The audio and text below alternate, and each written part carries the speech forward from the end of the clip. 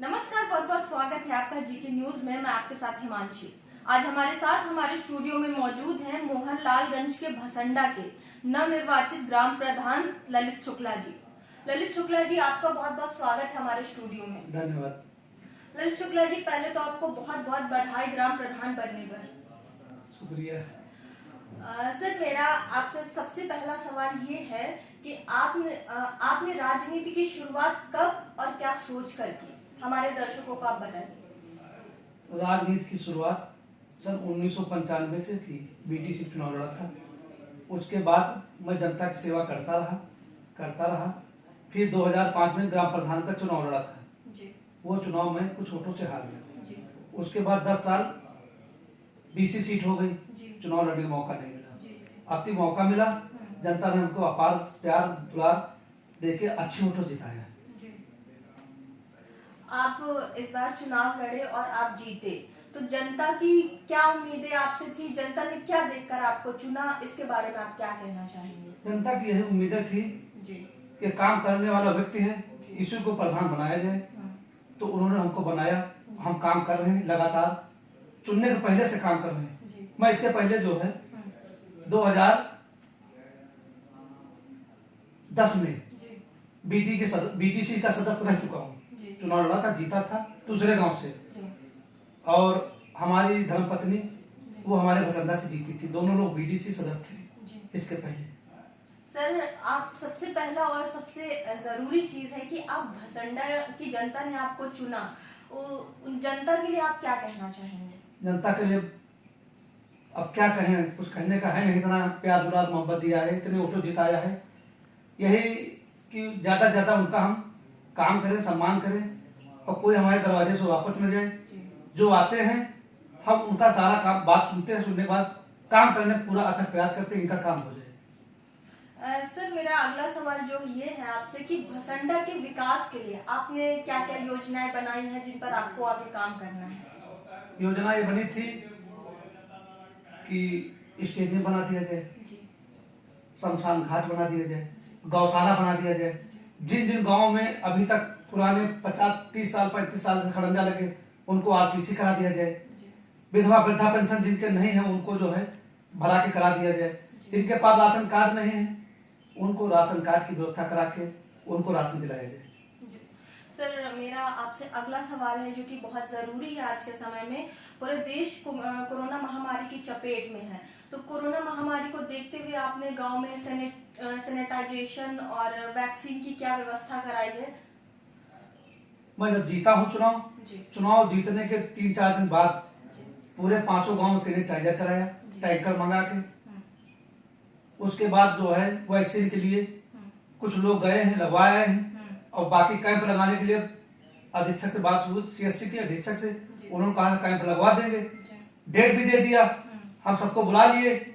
और शाम रात कह रहे हैं कि जो है वैक्सीन नहीं आई है, इसलिए प्रधान जी आज कैंसिल हो रहा है। अब कहें जिस दिन आ जाएगी वैक्सीन हम लगवा देंगे, आप गाँव कैंप लगा के। सर, एक प्रॉब्लम और गांव में जो मैंने सुनी हुई है कि गांव के लोगों को ऐसा लगता है क्योंकि वो जागरूक नहीं है कि वैक्सीन लगवाने से मौत हो जाती है, फिर बहुत ज्यादा फीवर या बहुत तरीके की समस्याएं हैं, तो लोग बच रहे हैं वैक्सीन लगवाने के लिए। तो इसको लेकर आप गांव के लोगों को कैसे जागरूक कर रहे हैं? नहीं, ये तो बात सही है आपकी। कुछ लोगों ने पूछा कि प्रधान इसमें बुखार आता है ये, तो हमने उनसे कहा कि हम लगवा चुके हैं। एक दिन हल्का फुल्का बुखार आएगा, उसके बाद आपकी जिंदगी सुरक्षित हो जाएगी, आप लोग लगवाइए। तब लोग तैयार हो रहे हैं, आधार कार्ड बहुत हमारे पास जमा है। जिस दिन कैंप लगेगा वो लोग लगवाएंगे। चलिए, बहुत अच्छी पहल है आपकी। वैक्सीन सबको लग जाए क्योंकि कोरोना की तीसरी लहर भी आने वाली है। सर, मेरा आपसे अगला सवाल ये है कि गांव में आपकी शिक्षा का क्या स्तर है और आने वाले समय में आप क्या बदलाव करना चाहेंगे? शिक्षा में जो है 3 प्राइमरी स्कूल हमारे यहाँ है। एक भसंडा में, एक धनवारा में, एक खरेना में। एक जूनियर हाई स्कूल खरेना में है। 4 स्कूल हो गए, 4 आंगनबाड़ी केंद्र है। ये व्यवस्था भी चल रही है और आगे कोशिश करेंगे हाई स्कूल या इंटर बच्चियों के लिए, छात्राओं के लिए हम प्रयास करके लाए अपने गांव, तो हमारे गांव की लड़कियां बाहर न जा पाए। नहीं अगर आ पा रहा है तो कोशिश करेंगे मंत्रिमंडल द्वारा, किसी द्वारा, कि हमारे हाई स्कूल ही तक हो जाए व्यवस्था। जी, मतलब आप लड़कियों के लिए कोशिश करना चाहते हैं कि उनको किसी भी प्रकार की समस्या का सामना ना करना पड़े, क्योंकि सर्व शिक्षा अभियान के तहत लड़कियों को भी पूरा अधिकार है शिक्षा पाने का। सर मेरा आपसे अगला सवाल ये है कि गांव में सबके राशन कार्ड बन गए हैं या फिर जिनके नहीं बने हैं तो उनका क्या आगे का प्रोसेस है, और राशन सबको मिल रहा है बराबर? राशन कार्ड की समस्या बहुत बड़ी है जी। राशन कार्ड और विधवा वृद्धा पेंशन की समस्या है। कुछ लोगों को जो है पेंशन नहीं आ रही, वो रुकी पड़ी है। और राशन कार्ड में 4-5 महीने पहले, चुनाव के पहले राशन कार्ड 50 लोगों कट गए थे, वो धीरे धीरे हम जुड़वाए हैं। अब अभी भी 25 लोग बचे हैं। बाकी नए लोगों को हम ऑनलाइन करा के उनके भी फॉर्म जमा किए हैं। कई बार सप्लाई इंस्पेक्टर पास गए, जिला पूर्त अधिकारी लखनऊ के उस दिन आए, इनके पास भी, इन्होंने आश्वासन दिया है कि जल्दी जल्दी उनको जुड़वा के राशन दिलाया जाएगा। सर गांव में मनरेगा की क्या व्यवस्था है, उसके तहत क्या लोगों को रोजगार मिल रहा है, इसके बारे में आप थोड़ा बताएं। मनरेगा का काम हम युद्धस्तर शुरू कर दिए हैं। पहले जो है साफ सफाई पटरी बन रही है, आदर्श तालाब जलाशय मॉडल तालाब बना रहे हैं, खेल मैदान की बाउंड्री, खेल मैदान के जो है पूरा मेड़बंदी, ये सब हम करा रहे हैं। जो चक्रोट प्रस्ताव लिए गए हैं, इधर से काम खत्म होगा, उधर लगा दिया जाएगा लोगों को। और मोहनलालगंज हमारा एकदम मिला हुआ है बसंडा से। कुछ लोग इसलिए आदमी कमा पा रहे हैं, वहां जाके पैसा ज्यादा मिलता है, 350-400, इसलिए लेबर हमारे पास कुछ 15-20 चल रही है। अब धीरे धीरे जॉब कार्ड नए बनवा रहे हैं और ज्यादा ज्यादा कोशिश करेंगे, ज्यादा लोग आए, लाभ उठाएं उसका। सर जॉब कार्ड के तहत महिलाओं को भी रोजगार मिलता है आपके यहाँ? महिलाएं लगी हैं, आधी ज्यादा महिलाएं लगी। हाँ, आदमी तो जो है बाहर चले जाते हैं, लेकिन महिलाएं जो है वो काम कर रहे हैं। चलिए सर, बहुत अच्छा प्रयास आप कर रहे हैं, लोगों को रोजगार दे रहे हैं ताकि उनको बाहर ना जाना पड़े, महिलाओं को भी गांव के अंदर ही रोजगार मिल जाए तो अपना जीवन यापन सही ढंग से कर सके।